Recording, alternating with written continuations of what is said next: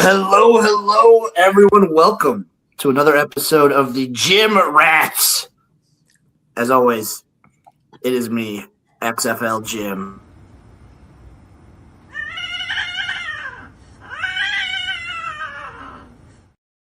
And we're getting feisty with it. Joined, of course. It's been a while since all three of us been together, but we're joined, of course, by Chase Sessoms, a.k.a. the Wolf of Oaklawn.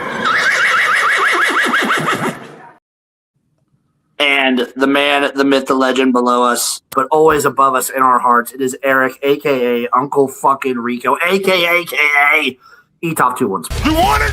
I'm going to give it to you right now. That's what we're about to do. I saw it. So Chase or Eric, you guys, I'm on my phone, so you'll have to run point on the comments or anything like that. I saw something about a thumbnail question.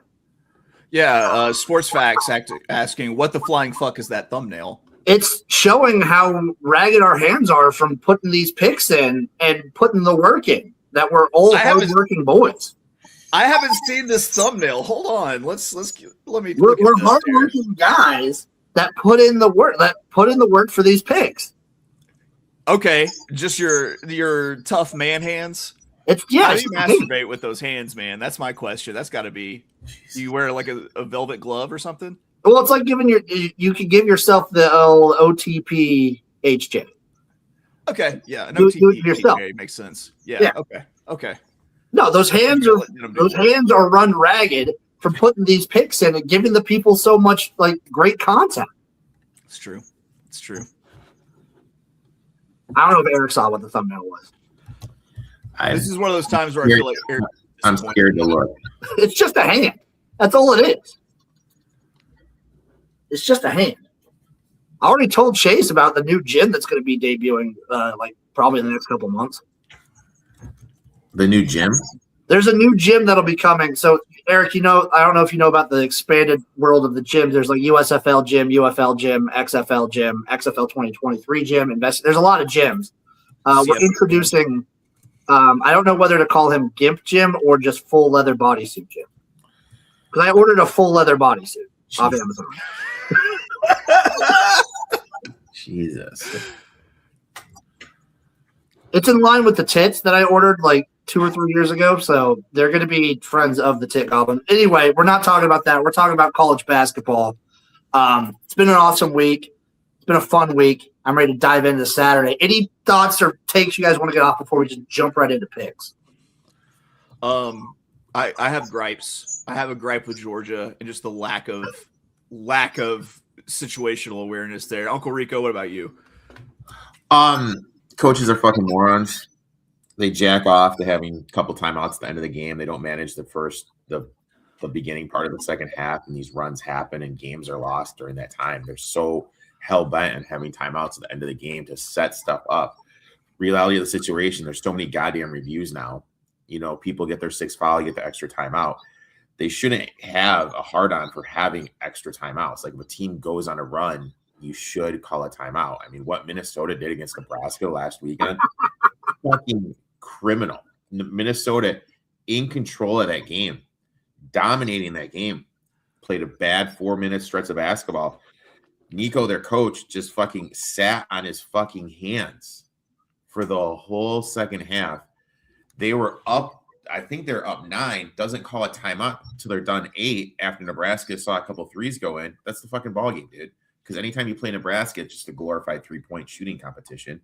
They see a couple go in, the game's over. So these coaches are just dumb because they're like, we got to sit on timeouts. It's kind of like the NFL, not the NFL, but college football, like going for 2, NFL going for 2, chasing points, ends up getting them in the long run. And it's just, they're just so naive. They just don't get it. And these beat reporters are too much of chicken shits because they don't want their media credentials pulled away to ask them serious questions. Are you telling me you don't appreciate the beauty of Nebraska ball, Eric?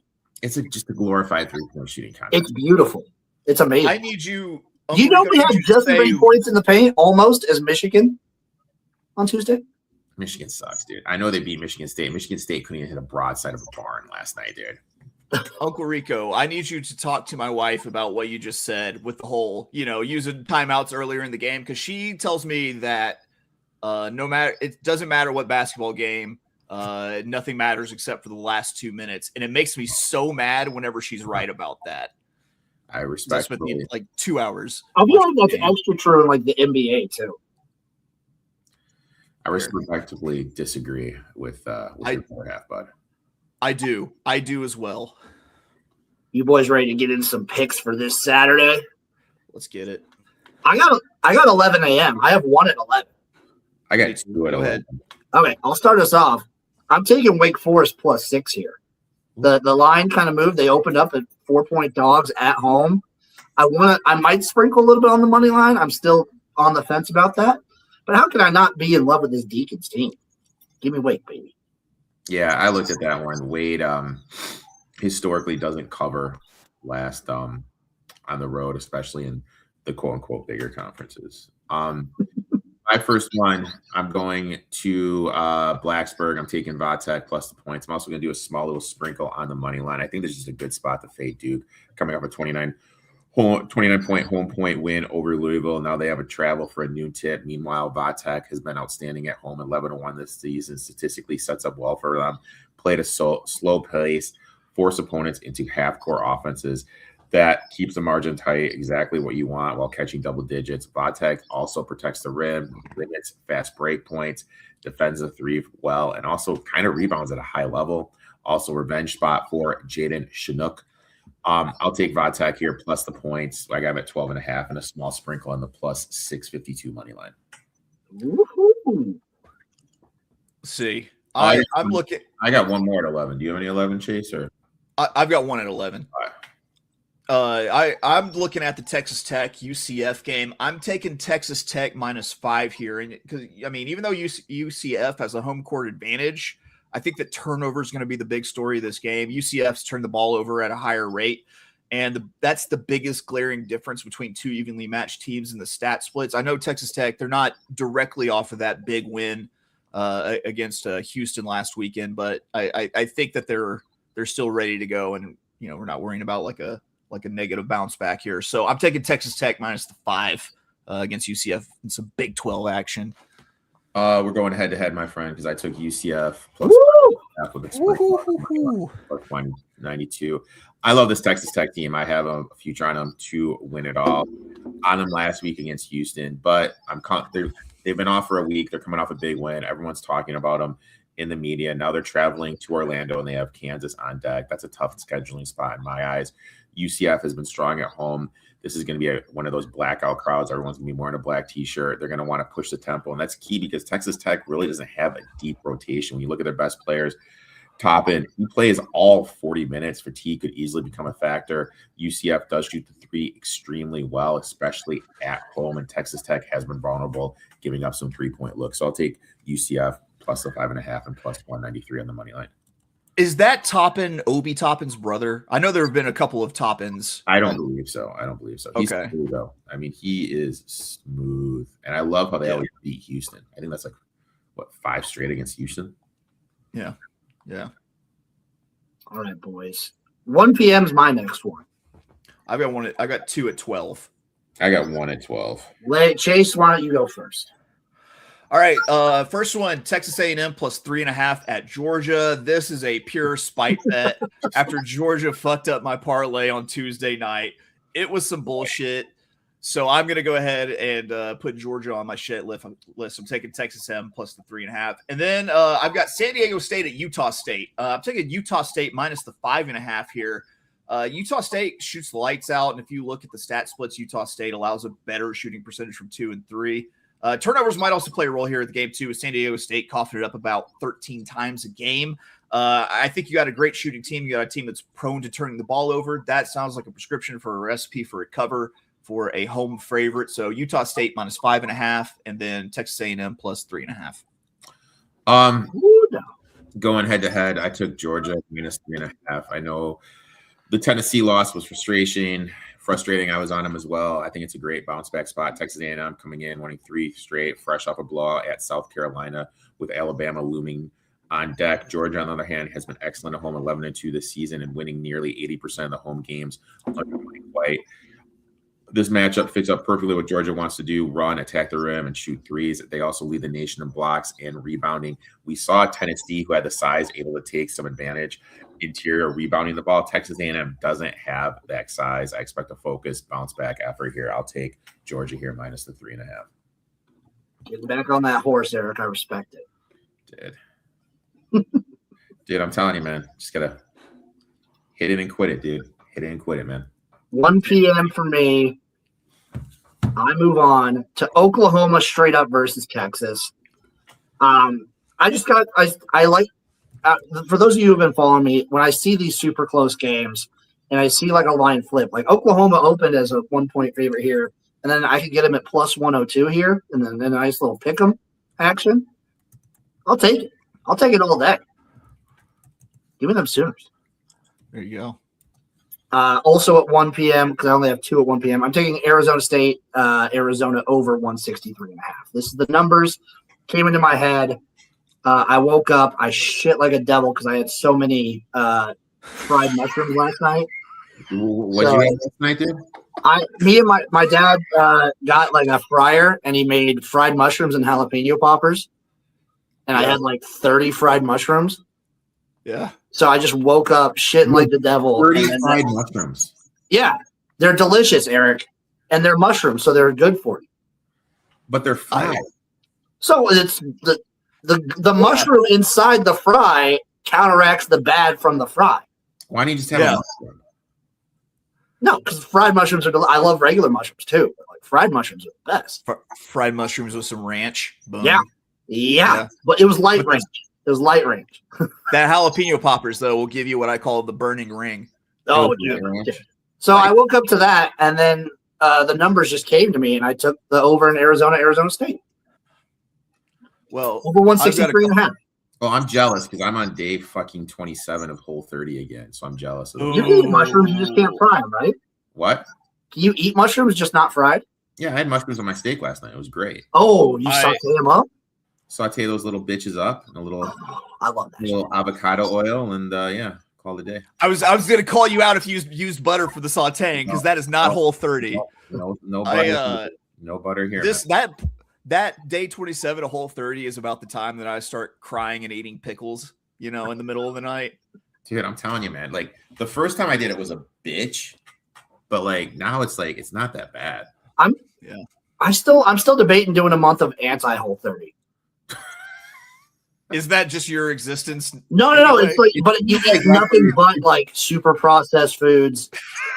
You don't drink regular water. Like you have to drink something that's flavored. Like maybe I'll drink Kool-Aid every day, and then I'll smoke just like a half a pack or a pack of cigarettes a day. Yeah. So it's kind of funny. My dog's name is Kool-Aid. Yeah. Kool-Aid, and he just came running into the room. Around. That's my man's Kool-Aid. I've got 2 plays at 1 o'clock. What about you, Uncle Rico? I'm dead till 4. Okay. First thing, I'm also looking at a total SMU and Louisville. I'm taking the over 161.5. 2 of the higher scoring teams in the country, so I'm going to go just fucks around with the over.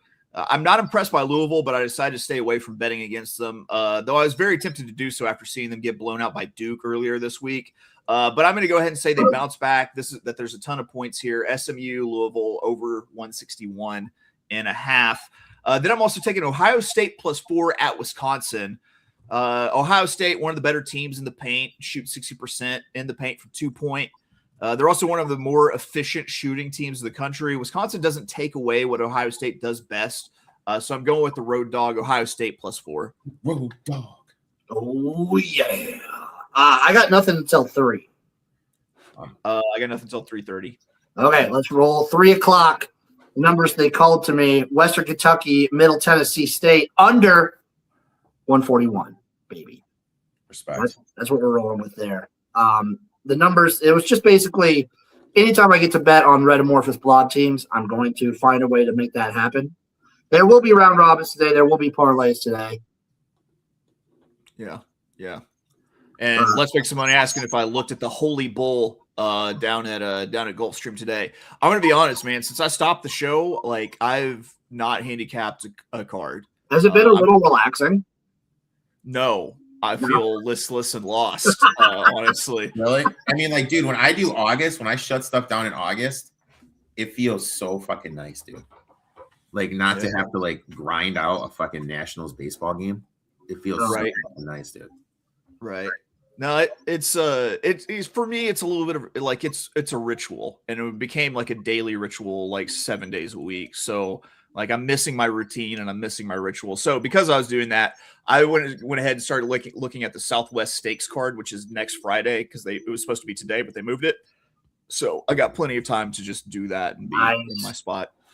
Real quick, I do not think that Porter Moser makes it out of the season. I think he is DOA. Oh. Yeah, that's not a good Oklahoma team. No. But I think they win this game, and I'm also at 3 p.m. I'm taking the under 149 in Southern Utah Abilene Christian.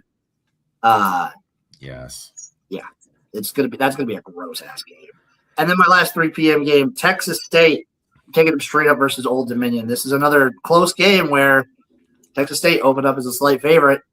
It's a minus 103 money line, and I just love these coin flip games so much.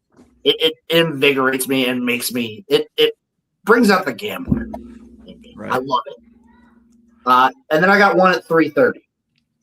I'll go ahead and jump in with my one at 3:30. Looking at the BYU Kansas game, I'm taking BYU plus the 4.5 because on the road, what makes the difference for a team is someone who can just go out and get buckets. And that's exactly what AJ DeBonsa does for BYU. He's one of the best scorers in the country. I think he keeps it close. And was it Fog Allen? Is that the name of Kansas's place? Either way, in the Fog, he gets the points and keeps it close against Kansas. A Kansas team that I haven't really been impressed with for like a couple years now. Like Bill Self is on his way out and he keeps having health problems. So I think he's probably, I don't know, phoning in that coaching job. So I'm taking BYU plus the 4.5 there. My 3:30 is the under in Davidson at Richmond, under 142 here. Spiders hurt people. They're gonna hurt Davidson. They're gonna make a lot of points happen. Yeah, spiders hurt people. I don't know if you knew this, Eric, but spiders cause over 30 deaths a year in the United States of America. 30? Yeah. 30. Yeah. That's it. Well, it's probably more than that, but it's at least over 30.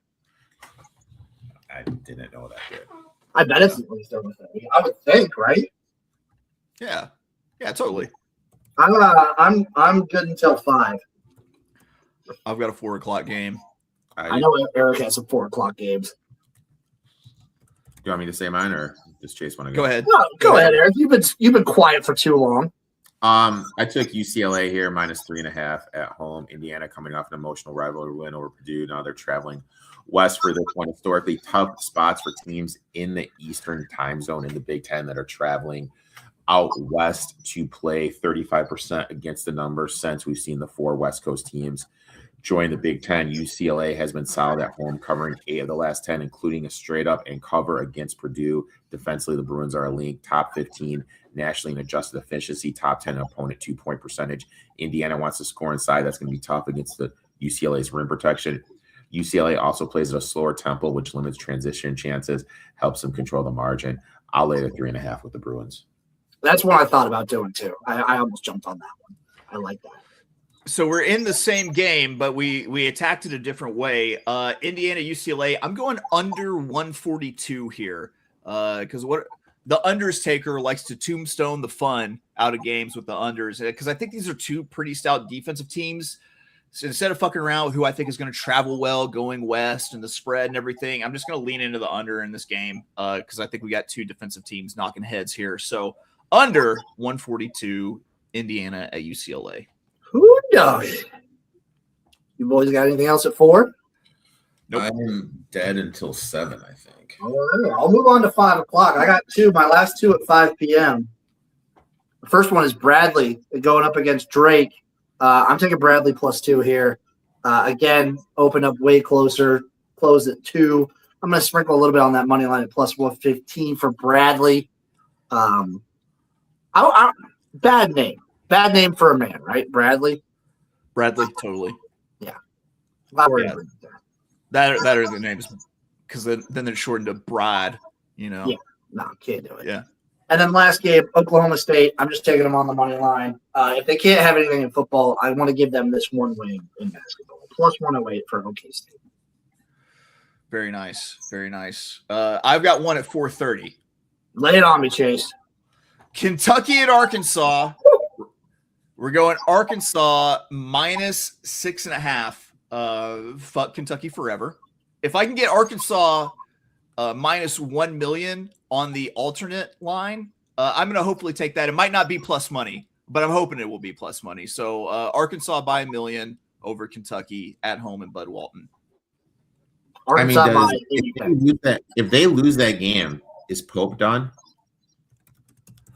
After losing to Calipari twice in a row? I don't know. I don't know if he makes the end of the year. They're on a little winning streak right now, though. I don't know if he does. Yeah, Kentucky won't be very patient with him, which is for the $20 million roster. Right.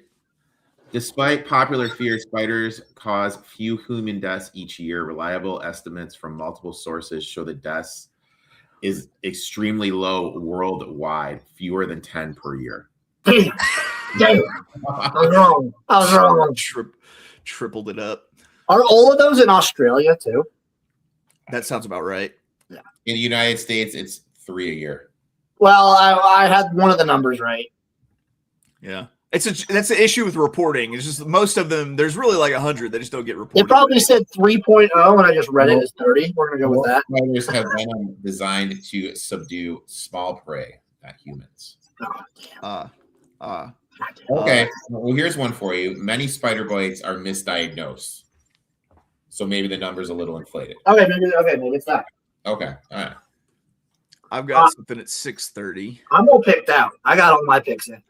All right, I'll jump into the 6:30 then. Auburn at Tennessee. I'm going Tennessee minus 5.5. I think Tennessee is a better team defensively. I think that Tennessee's style of play is going to slow down an Auburn team that wants to go fast, wants to run the court. I know that I should be fading Tennessee after their overtime win at Georgia, but I can't do it. Can't do it. I'm going Tennessee minus 5.5, and then I'm done until 9:30. All right. I am going out to Jim's neck of the woods, kind of. I'm taking Creighton plus 8 and a sprinkle on the money line at plus 295. I faded Creighton earlier this week against Marquette, but now we have a situational flip against UConn. I'm going to take them. Saw this trend where it is teams that are unranked coming off a 14 to 45 point loss. And now you play a top 6 ranked team in conference play. It's 63% against the number. That is a huge trend that has my interest peaked. Does it have a lot of like data points on that trend? Oh, it has a ton, dude. Okay. I'll pull it up right there. Where is it? Creighton, high variance team built around 3-point shooting, due for some positive regression, shot awful against Marquette. You kind of shown a vulnerability to give up looks from deep. I think this is a bounce back spot for the Blue Jays. And look, UConn's great. Dan Hurley, probably the best coach in America. But I feel like they let people hang around them. I can't take a team seriously when your best player, and I'm sure he's a great kid, is Terrace Reed Jr. I just can't take that team seriously, dude. So I'm going to take UConn here. Plus 8, plus 295. I hate Hurley so much. Just his sideline persona is just like, I want to punch you in the face. Everything you're doing makes you punch. That's why I would probably get fucking along great with him. I was gonna say that that's a real Uncle Rico kind of guy. Yeah. Wait. I could tell stories from my young coaching days, coaching kids. Oh God. I feel like Eric probably did love like a classic, like the early 2000s, 90s, 80s Tom Izzo. Oh, huge. So the trend is 174, 103 and 2. Oh, Jesus, yeah. 63%. So it's team's previous margin. They lost by 45 to 14. The team is unranked. It's a conference game. And their opponent in the game coming up is ranked between 1 and 6. I would call that significant. It's a significant trend. 63%. I'm in. I'm still tapped out. I've got one at 9:30. What about you? I'm done. And Chase, it's all you, buddy. Bringing it home, looking at St. Mary's at Gonzaga. I've actually got 2 plays in this game. I'm going St. Mary's plus 9.5. And I'm also going under 145.5 here. You got 2 evenly matched teams. I think just the big difference is the name of the team on the front of the jersey. This is a rivalry game, so I think that St. Mary's can actually keep this closer than that 9.5 point spread. So give me St. Mary's plus the 9.5. With rivalry games, I think they're going to be close. I think this might be a little bit of a defensive game. Let's go with the under there. So St. Mary's 9.5 and under 145.5. I do love them Gales, and they play slow as fuck. They've always played super slow. So yeah, I like the underplay there, Chase. See, I hate the Lakers. What mid-major is better, St. Louis or Miami of Ohio? Let's make some money, says St. Louis. I would say St. Louis. I say St. Louis is not close. It's tough with Miami of Ohio because they've had a horseshoe up their ass this entire season, with clutch buckets at the end of the games to win things. So I don't know. I think that, that's a team that's closer to losing a couple more games than they were to winning them. So I don't know. I say St. Louis personally. Billikens. Go Billikens. Hell yeah. Last play would be Chase. We're all done. We're all tapped out. You guys want to go through the picks real quick that you had? Just lay them all out real quick for the people, and then we'll get to the round robins and parlays and whatnot. Sounds good. Okay, I'll start us off. Let me get my glasses on here. I got Wake Forest plus 6. I've got Oklahoma on the money line versus Texas. I've got Arizona State over 163.5.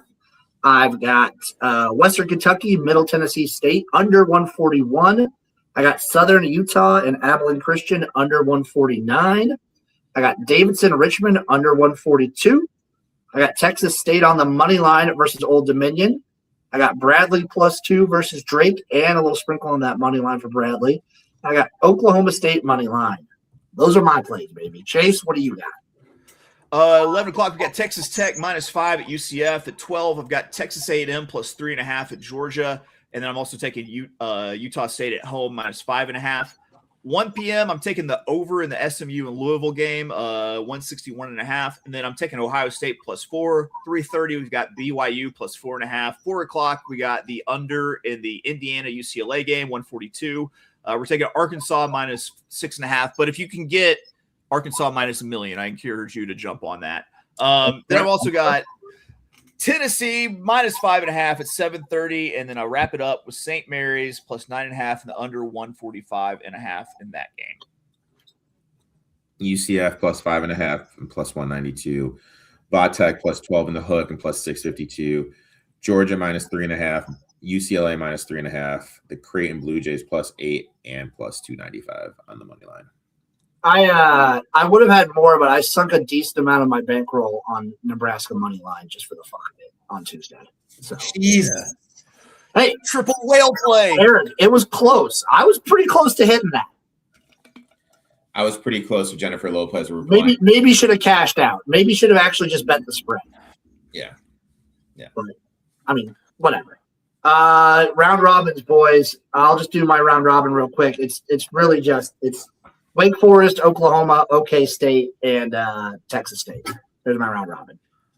Taking Utah State -5.5, the over 161.5 for SMU Louisville, BYU plus 4.5, Arkansas -6.5, St. Mary's plus 9.5. And we're going to play that as a parlay as well, which is plus 22.32. Creighton, Vatech, and UCF. That's mine. And then I've got 2, I'll call them 2 very stupid but in different ways parlays. Eric, you may know my taking big favorites on the money line parlay did not hit last week. So we're trying a different approach. I got 2 different ones, 2 different angles here. Here's how they're going to go. I've got one called the coin flip mega parlay. in which I took every game that was a 1.5 point spread or less, and I picked a team in those games, just straight up on the money line. Those teams are West Carolina, Oklahoma, East Tennessee, UT Arlington, James Madison, Texas State, Tarleton State, Oklahoma State, Dartmouth, St. Bonaventure, Cal Riverside, Northwestern, North Texas, SIU Edwardsville, and Wyoming, all parlayed together. That's a 12,000 to 1 odds. That sounds about right. Jesus Christ. So I bet $1 to win $12,753. So this is real. This is just random. I'm looking at Bracket Matrix right now, who's pretty legit at like projecting seating lines. I know you're a big Bracket Matrix guy. They have 4 of the top 8, so like 4 of the top 2 seeds in the tournament, all from the Big Ten. That's kind of wild. Michigan on the 1 line. Yep. And then Nebraska, Illinois, and Michigan State on the 2 line. That'd be kind of wild. I mean, that's insane. With Purdue on the 3. And then the next Big Ten is Iowa on the 8. Wisconsin on the 9. Then USC, UCLA, Ohio State, and Indiana all on the 11. Jesus.